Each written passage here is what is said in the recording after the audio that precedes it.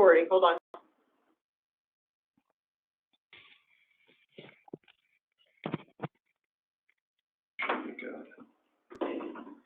It says it's recording on my thing, but I never heard the audio.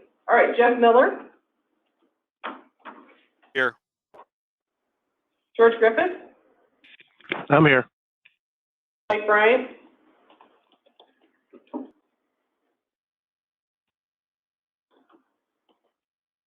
Mike is working on it, it says.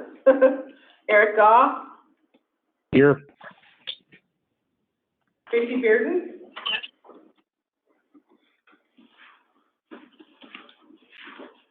Tracy Bearden. Richard Pierce. Here. Rob Denners.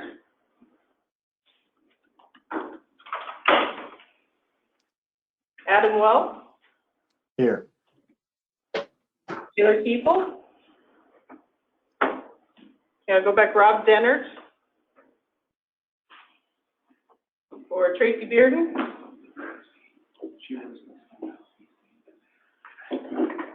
Mike Bryant, are you on?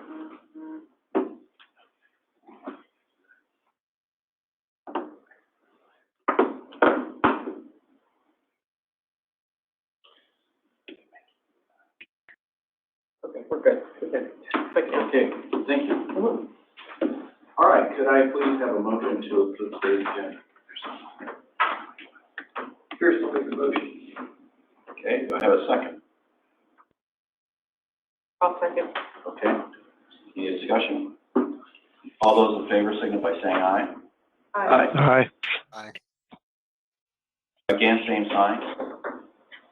Motion carries. And then likewise, can I get a motion for the approval of the October 12th, 2023 minutes?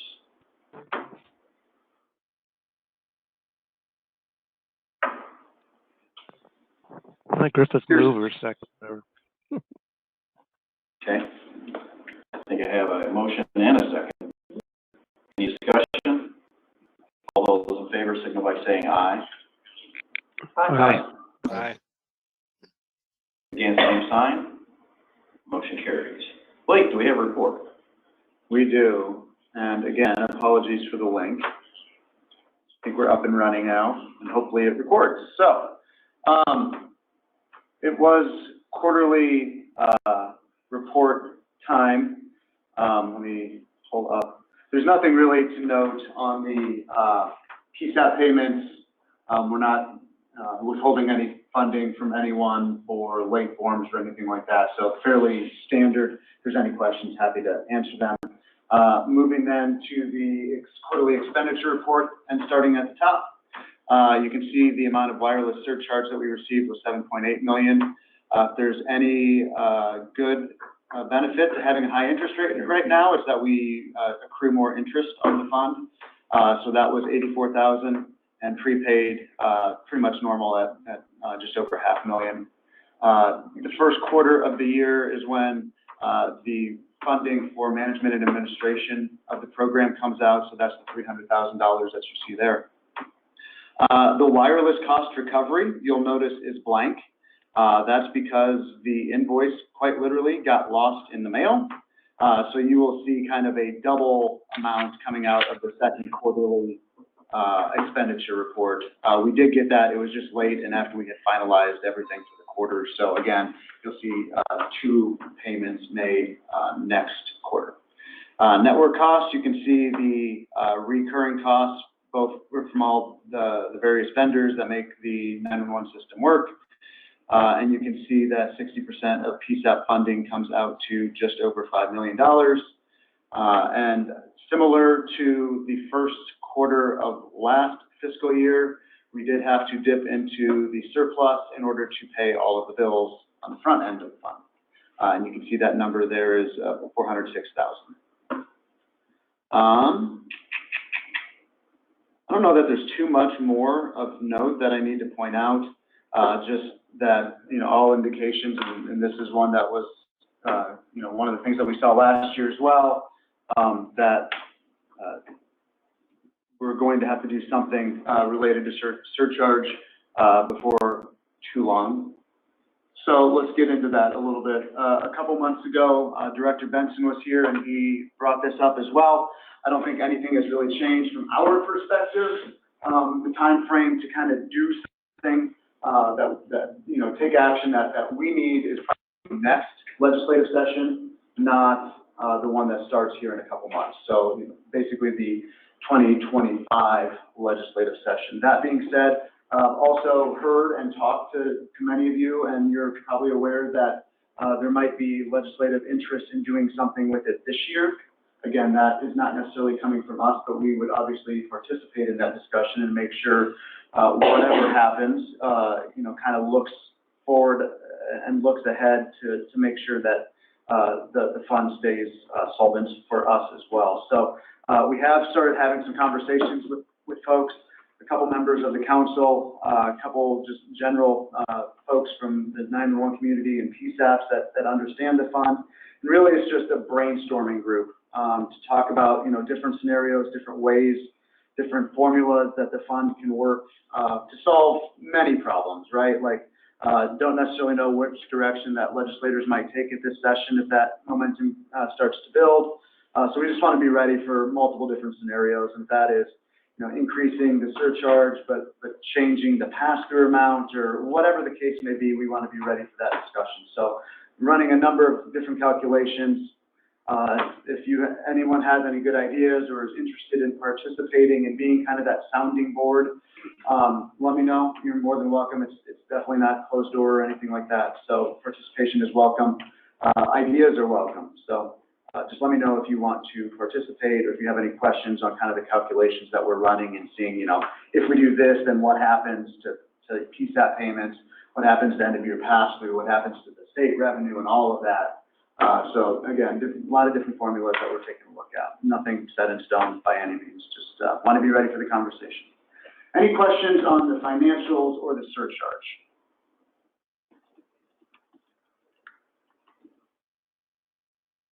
Okay.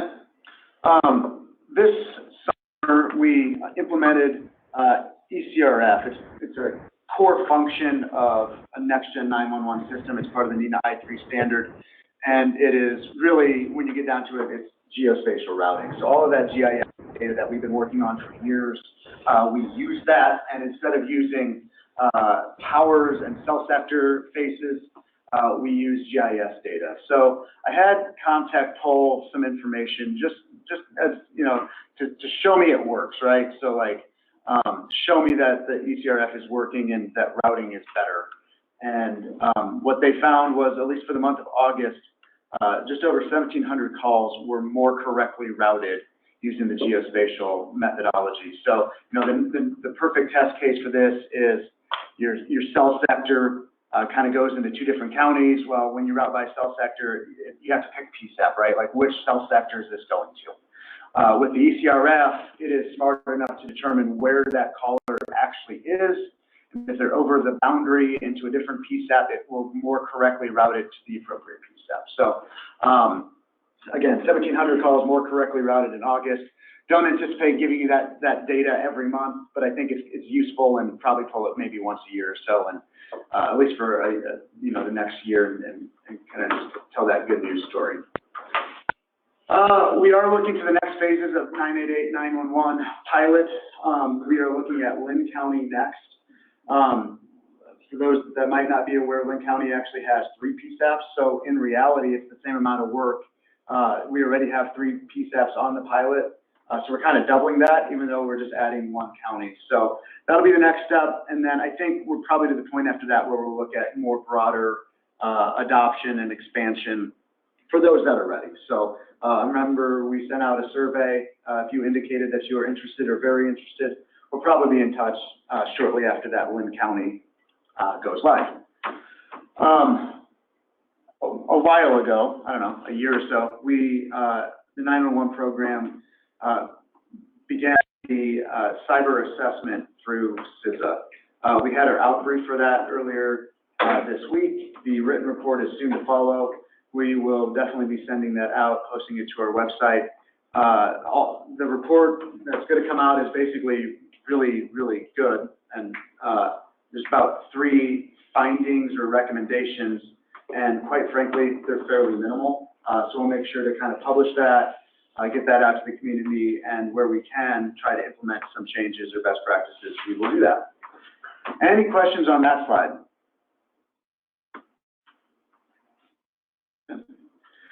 GIS grant update. I need to update that title part of that. Anyway, all PSAPs and all counties met the benchmarks for the entire first quarter. So again, that's monthly uploads paid out quarterly, so you can see the amount that we passed through is $321,000. And thus far in the new quarter, which is really just the month of October, all 99 counties met the benchmarks as well, so we're batting 1,000 so far. One training application for you to consider, it is an EMD request. If you remember, that generated some discussion last month, and there's an agenda item to consider an additional change to the training policy to kind of adapt and maybe put some guardrails around EMD. This will be an agenda item obviously later on in the meeting. You can see the underlying part is the suggested phrasing to, again, kind of put some guardrails or some language to acknowledge EMD funding and some of the concerns that were addressed last month. Any questions for me before I turn it over to Zetron for shared services?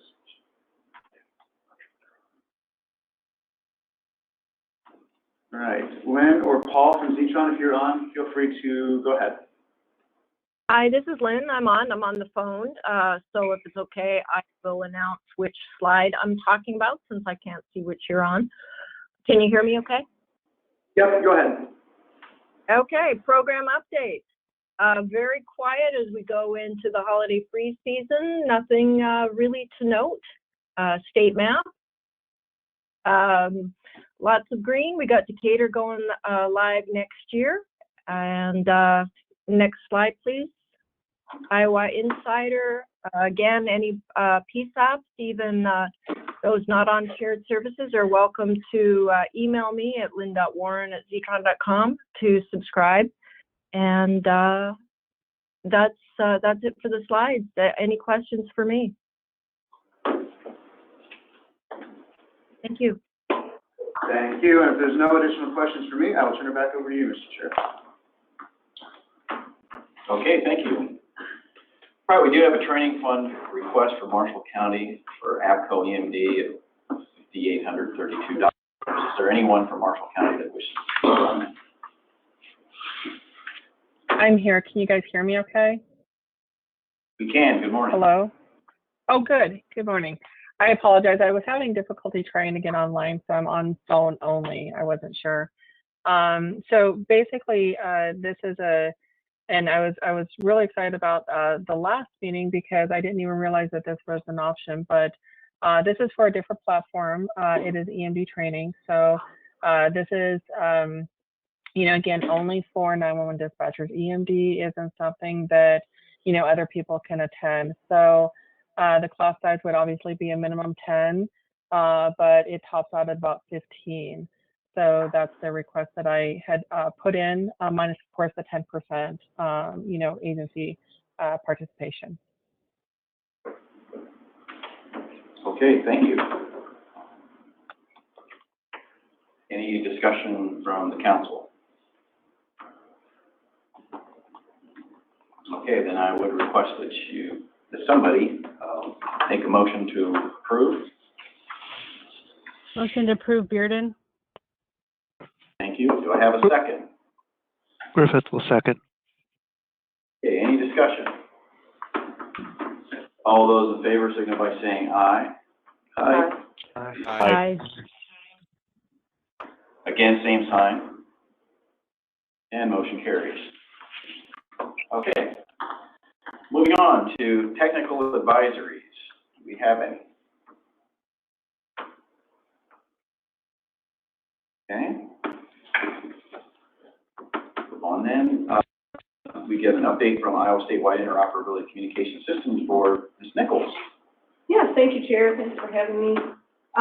Just a few things to report. The ComU suite is done for 2023. We finalized with the communications technician at ILEA in Johnston. a week or two ago. 7 students completed that course. Thanks again to Director Carney for allowing us to host the course and the DPS team for making the mobile command and central STR trailer available. That was very beneficial to the group.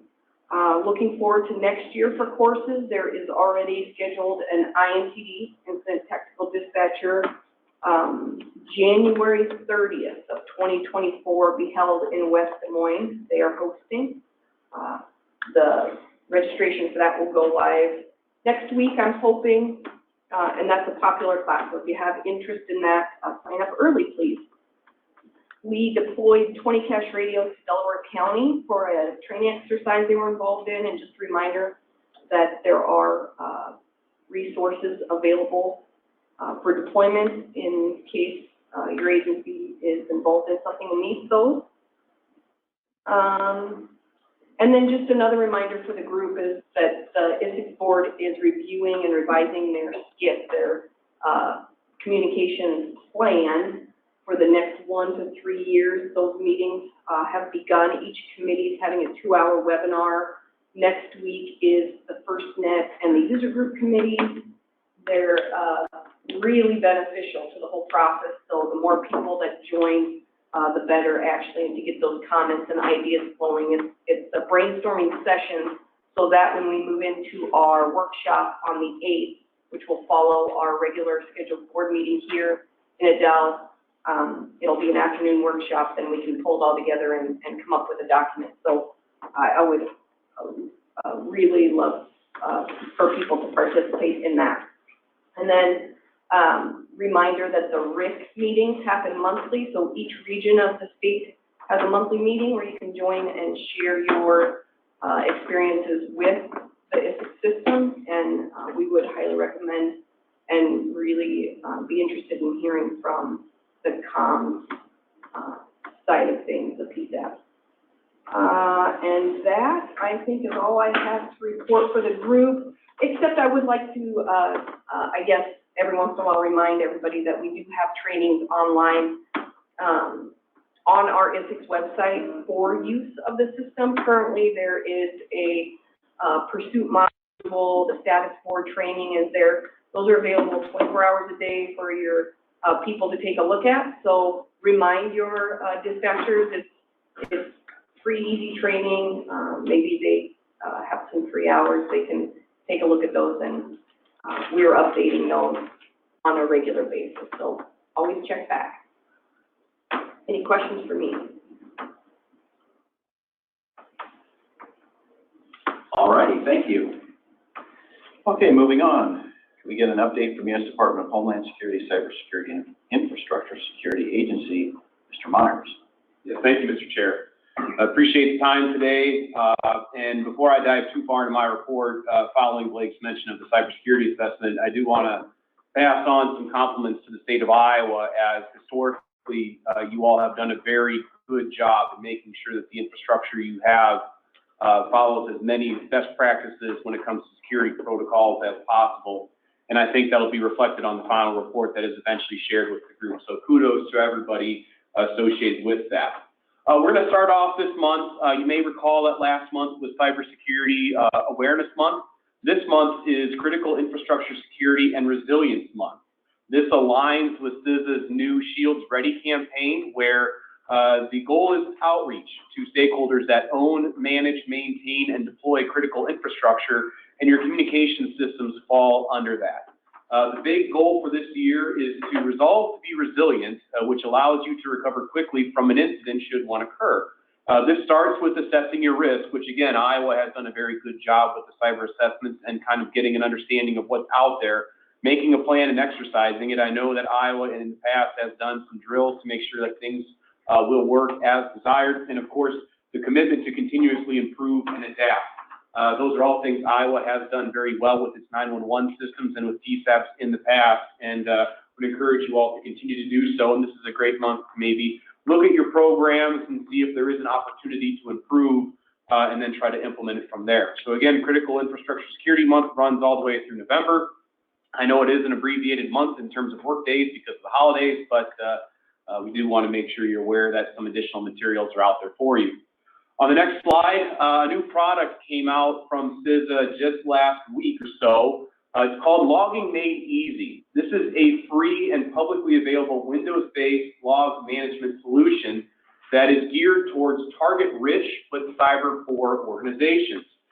This is offered for free, and there's no sign-up process for any type of onboarding, things that have to happen, but it is geared towards those organizations that are small with limited resources. And in many cases, that may apply to your rural counties and jurisdictions that have data systems or even communication systems that need logging solutions with respect to who's using it and when they're using it. If you don't have a security operations center, security information and event management solution, or other active monitoring functions, this may be of use to you. And of course, you may have small isolated networks where your existing monitoring practices cannot reach, as in if you have an isolated server that houses some critical data, you want to know who is accessing that. This may also be for you if you recognize the value of gathering logs and monitoring your network traffic, but you don't yet have a service that allows you to do so. This could be a good way to break into that space to make sure that you can understand who's using your systems and when and what they're accessing. So that is now available online. There's a fact sheet that is also available that answers some basic questions on what this solution entails and what it can do for you. The next slide, another document came out recently. It's called Securing Healthcare and Public Health. Healthcare and public health are often very closely aligned with public safety, and CISA and the Department of Health and Human Services have released a cybersecurity toolkit that includes tailored resources for health and public health organizations to help reduce their cyber risk. This is one of the most targeted sectors by bad actors, both local and international. These consolidated resources include our cyber hygiene services that include some level of vulnerability scanning to help reduce risk of cyber attacks and basically knowing where some of your external facing holes are.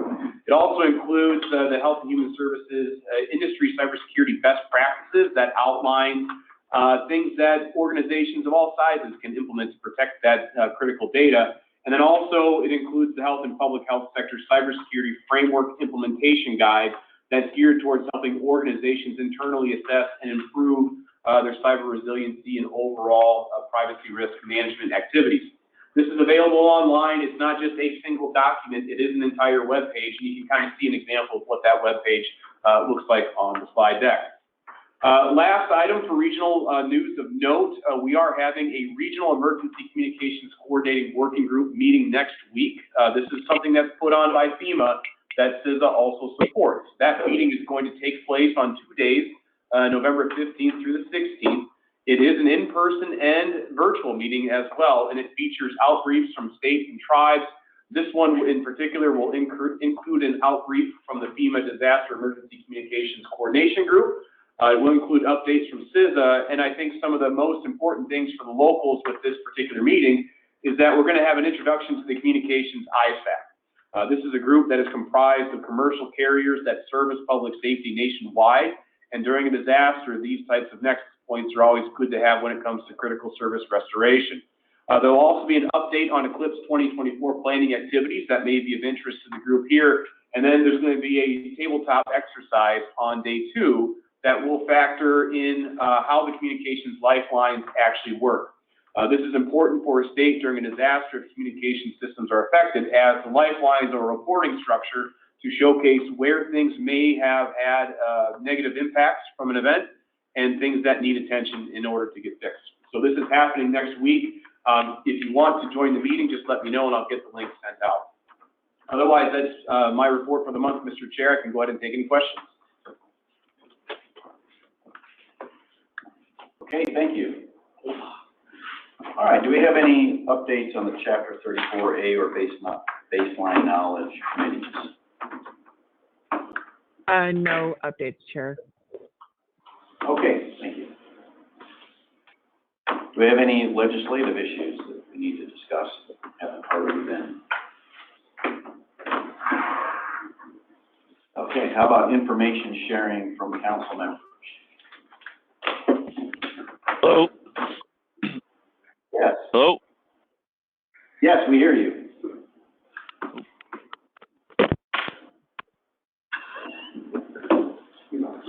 Okay.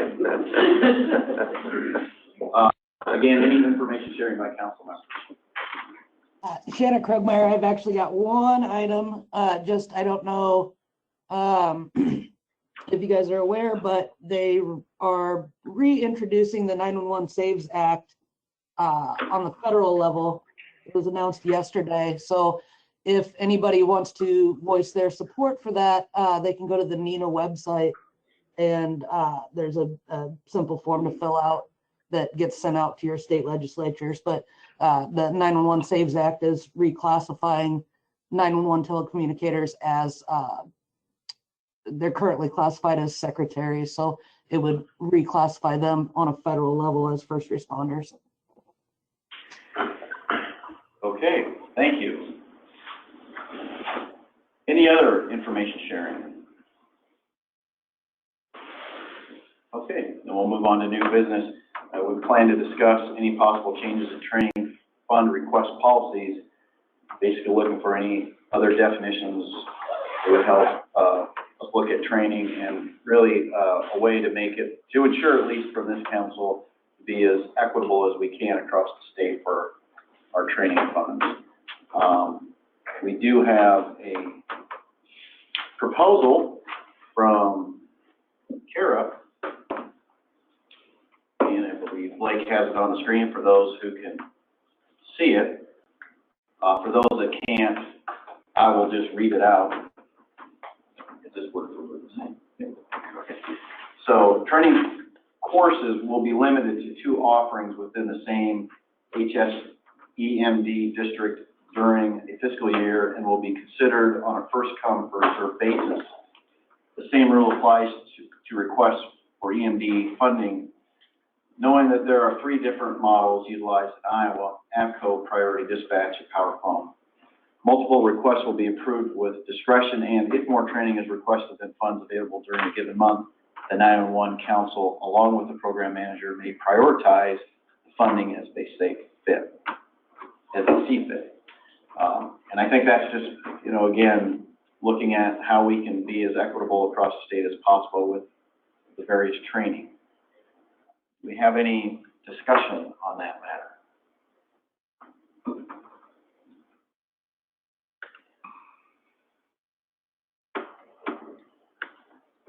Okay, so hearing that proposal, is there anyone that would wish to provide a motion related to that proposal? Pierce will make the motion. Okay, we have a motion from Pierce. Do we have a second? Griffith will second. Okay. Any discussion? Okay, all those in favor signal by saying aye. Aye. Again, same sign. Okay, motion is approved. And then another issue, just to remind people, of course, we live in Iowa and it snows here. We certainly have utilized much more in the last, since COVID, the virtual participation in this council. However, we still do have to deal with the fact that many people do travel here for it. What I just like to say is I would make every effort that I could to notify people within 24 hours of our start time if this meeting were canceled. Most likely it wouldn't be canceled, but if it is such a devastating storm where our assets are being strained as it is and we just don't have time to meet, again, I would say that I would try to get out at least 24 hours in advance the overall cancellation of the meeting. Does anyone have any issue with that or wish to speak on that? It's pretty standard what we've been doing. I think really the advantage that we have now is we have a lot more virtual participation, so the likelihood of being all out canceled is quite a bit less than it once was. Okay, hearing no further discussion on that, we'll move on. Do we have any old business? I don't believe we do. No travel requests. Do we have any business from the floor in this room? Okay, do we have any business from our virtual participants?